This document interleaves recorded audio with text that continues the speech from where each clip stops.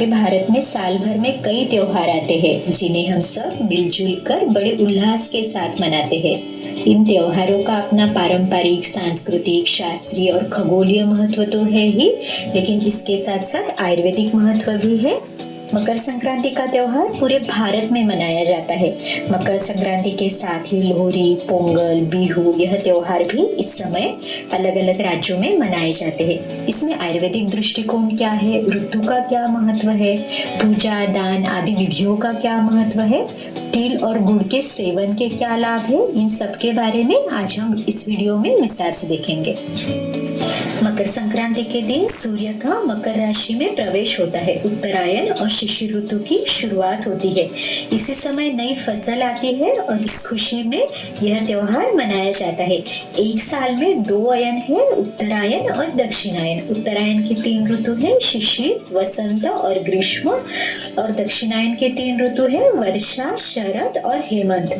2-2 महीनों का एक ऋतु है। हेमंत और शिशिर इन दोनों ऋतुओं में मनुष्य का बल श्रेष्ठ होता है। जठराग्नि भी उत्तम होती है। शिशिर ऋतु में माघ और फाल्गुन ये 2 महीने आते हैं, यानी जनवरी महीने के मध्य से लेके मार्च महीने के मध्य तक। इसकी शुरुआत होती है मकर संक्रांति या तिल संक्रांति के साथ। इस दिन सूर्य की पूजा की जाती है। इस पूरी सृष्टि का स्वामी सूर्य है। सूर्य के बिना किसी भी जीव का अस्तित्व ही नहीं हो सकता।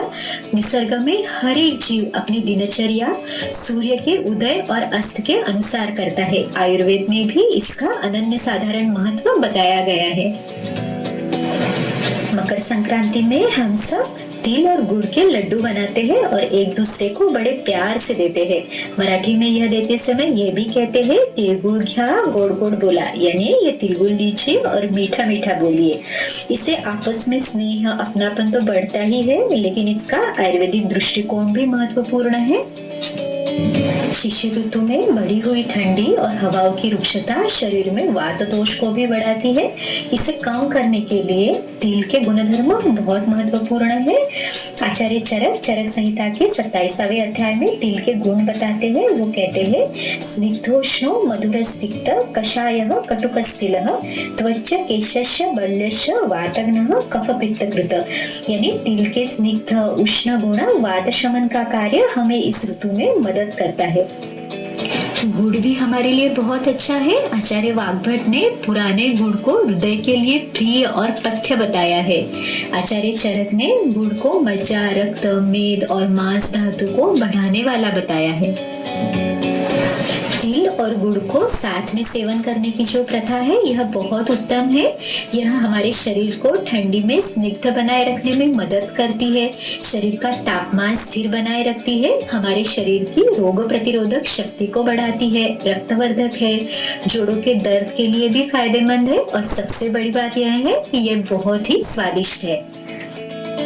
संक्रांति में पूजा, स्नान, दान, जप, तप, अनुष्ठान इन सब का भी बहुत महत्व है। यह हमारे मानस भावों को निर्मल बनाए रखने में मदद करता है, और अगर हमारे मानस भाव उत्तम रहे तो शारीरिक प्रकृति भी उत्तम रहती है।